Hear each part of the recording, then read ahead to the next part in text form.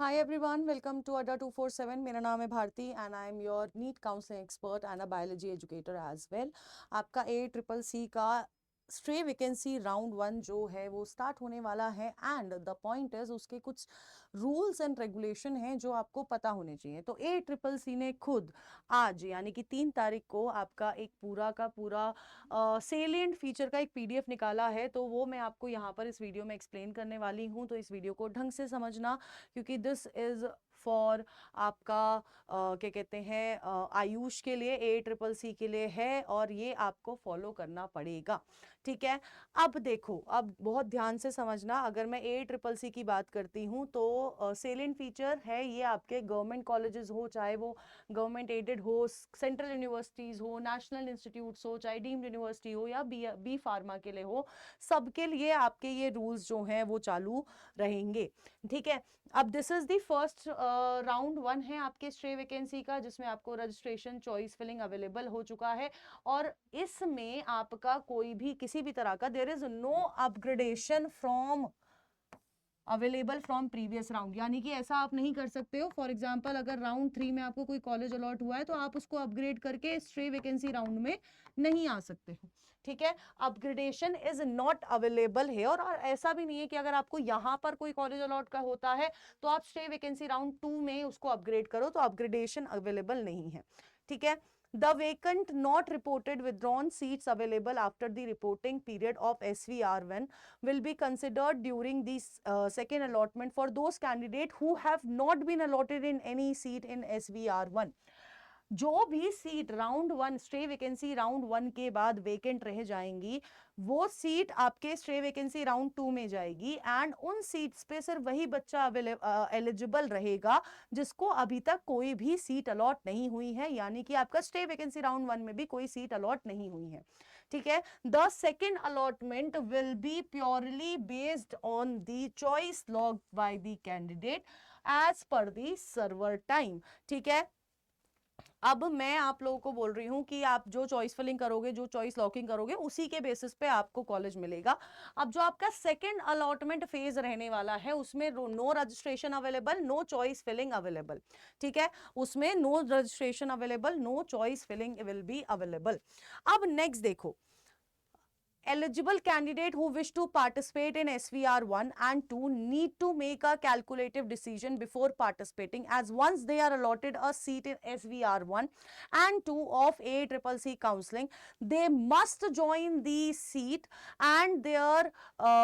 allotted institute and their admitted seat earlier allotted seat allotted after SVR1 or SVR2 through result through any rounds of state if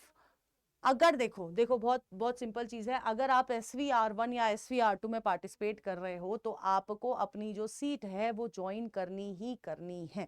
ठीक है, अब for example अगर आप ये join नहीं करते हो तो एक तो आपका सिक्योरिटी फीस जाएगा और दूसरी चीज आप कहीं और कहीं आपको सीट मिलती है वो भी कैंसिल कर दी जाएगी, बहुत क्लियरली मेंशन करा हुआ है। नेक्स्ट अगर हम लोग बात करते हैं एलिजिबिलिटी क्राइटेरिया की, only NEET UG qualified student जिन्होंने फर्स्ट सेकंड थर्ड राउंड में रजिस्टर किया था वो पार्टिसिपेट कर रहे हैं। अब उन कैंडिडेट्स में से कौन कैंडिडेट्स होंगे? Candidates who have not been admitted to any of the seats through first and second round ACCC counselling और counselling conducted by the state और यूनियन टेरिटरीज। वो कैंडिडेट पार्टिसिपेट कर सकते हैं जिन कैंडिडेट्स ने अभी तक they have not been admitted, मतलब उनको कहीं सीट नहीं मिली है और ना ही फर्स्ट राउंड में, ना ही सेकंड राउंड में, ना ही आपके ACCC वाली काउंसलिंग में, ना ही आपके स्टेट या यूनियन टेरिटरी काउंसलिंग में कोई सीट नहीं मिली है, तो आप पार्टिसिपेट कर सकते हो। Candidates who have not been allotted any seat through third round of ACCC counselling, और वो कैंडिडेट जिन्होंने थर्ड राउंड जिनको थर्ड राउंड में भी कोई सीट अलॉट नहीं हुई है, वो कैंडिडेट्स आपके स्ट्रे वैकेंसी राउंड में पार्टिसिपेट कर सकते हैं। Number 2, candidates who have not registered in the ACCC counselling and have not been admitted to any of the seat through state union territories counselling are eligible to participate after registration. For example कोई student है जिसने round 1 round 2 round 3 में किसी भी तरह का कोई registration नहीं करा है, अब सीधे वो स्टे वैकेंसी राउंड में पार्टिसिपेट करना चाहता है, कर सकता है, बट आफ्टर रजिस्ट्रेशन उसको रजिस्ट्रेशन करना पड़ेगा, फीस भरनी पड़ेगी, सब कुछ करना पड़ेगा। Round one non join candidate who availed free exit. Round one में जिन कैंडिडेट्स ने फ्री एग्जिट ली थी वो कैंडिडेट्स पार्टिसिपेट कर सकते हैं in stray vacancy round. Round 1 admitted candidate who did not get then upgrade during round 2, not participated in round 2 and availed the exit with forfeiture till 6/10/2025 can participate with full payment of counseling fees।